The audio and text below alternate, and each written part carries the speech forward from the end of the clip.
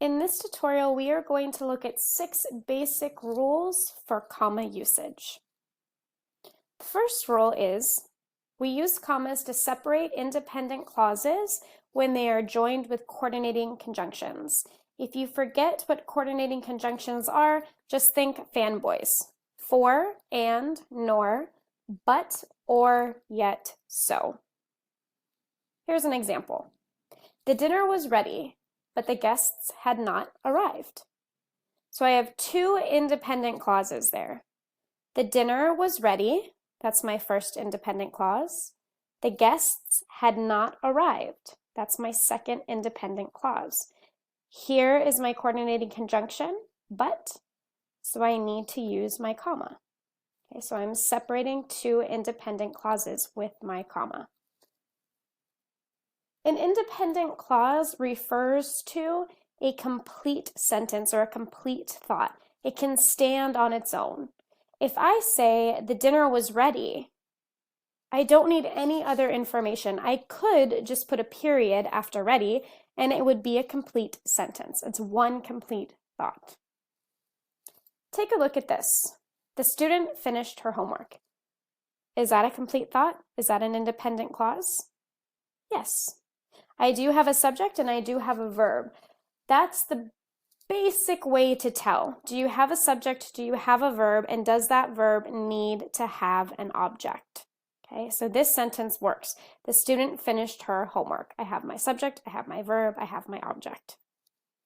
The student and her teacher. That is not an independent clause. All that is 2 subjects. The student and her teacher. There's no verb in there, so that's not a complete sentence. When the student spoke to her teacher, also not an independent clause. It's not a complete thought. Because this sentence is starting with when, you need further information. Here's a couple more examples that you can look at. The student finished her homework, one independent clause, comma, yet. Her teacher wasn't happy. Here's my second independent clause. In the same format, last night was my anniversary. So my husband took me to dinner. The man worked 10 years at the company, comma, for he was a dedicated employee. Okay. So you separate independent clauses with that comma when you have joined them with a coordinating conjunction or your fanboys.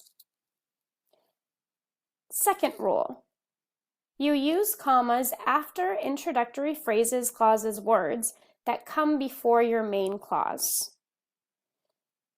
A little hint for you, look out for these words. After, although, because, as, if, since, when, while. If those come at the very beginning of a sentence, that is a clue for you that you're going to need to use a comma, because those are going to be your introductory phrases. While I was sleeping, okay, there's my starter word, while, my daughter borrowed my car. So you can see I used my comma to separate the introductory phrase from my main clause. Here's my main clause. My main clause can stand on its own. My daughter borrowed my car. But while I was sleeping, that's not a complete thought. It's not a complete sentence. Although I feel sick, I can still go to work. Comma after my introductory phrase, there's my main clause. Since I was a child, I loved teddy bears. Since I was a child, comma, I love teddy bears. There is my main clause. Now, notice if the main clause comes first, we don't use a comma. So I can say this another way. While I was sleeping, my daughter borrowed my car, or my daughter borrowed my car while I was sleeping. Okay? If that phrase is put after the main clause, I don't need a comma. Although I feel sick, I can still go to work, can be said like this. I can still go to work, although I feel sick, so I don't need a comma. Since I was a child, I love teddy bears. I love teddy bears since I was a child. No comma. Okay, so only if you're using an introductory phrase, do you need to use a comma? Third rule, use a comma to separate items in a series of 3 or more. Okay, so that can be 3 words, 3 phrases, 3 clauses, or more. I packed the clothes, books, and shoes. Okay, so here are a series of words. There are 3 words here. Clothes, books, shoes. So I would need to separate them with commas. Okay. They're all referring to the same verb. I packed. And then there's a series of 3. So I use commas to separate each of those items in the series. Another example. I looked through my purse, through my desk, and through my closet for my keys. So here I have a series of phrases. Through my purse, through my desk, through my closet. All of them following the same main verb. I looked.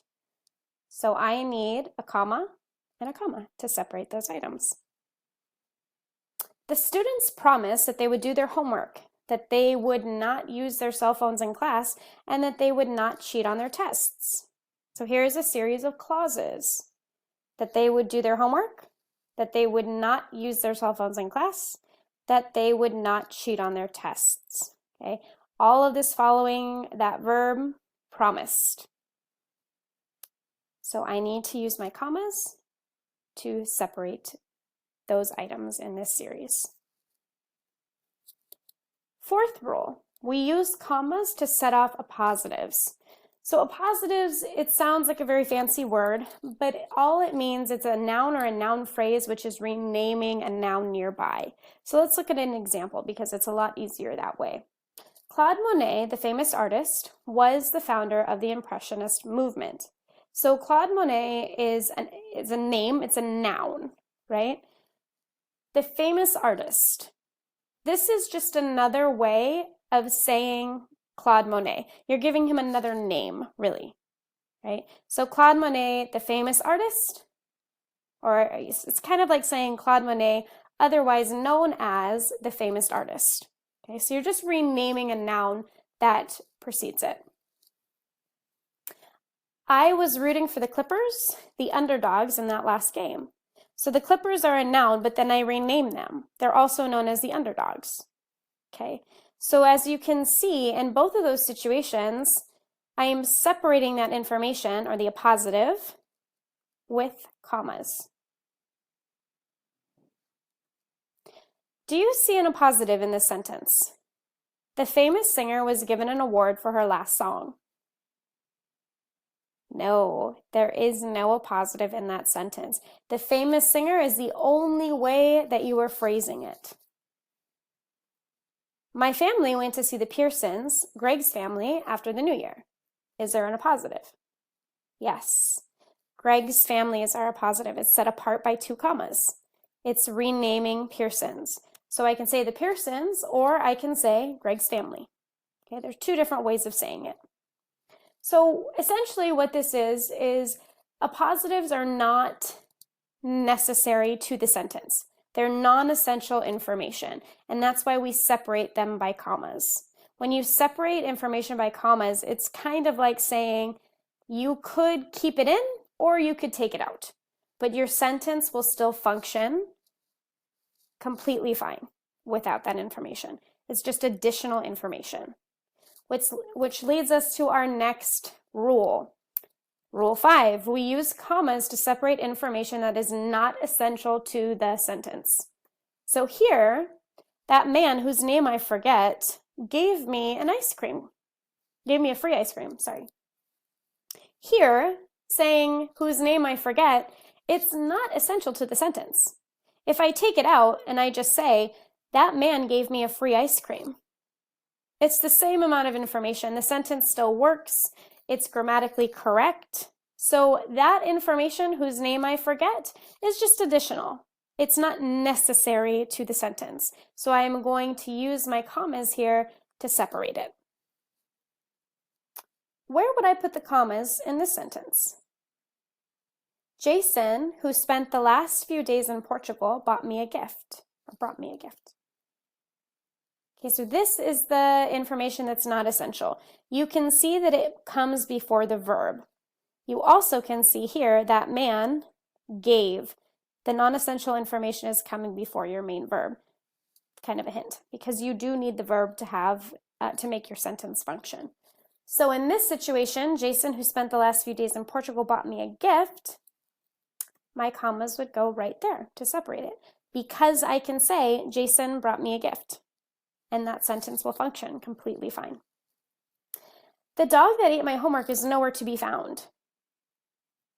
That ate my homework. That's my additional information. The dog, comma, that ate my homework, comma, is nowhere to be found, because I can just say the dog is nowhere to be found.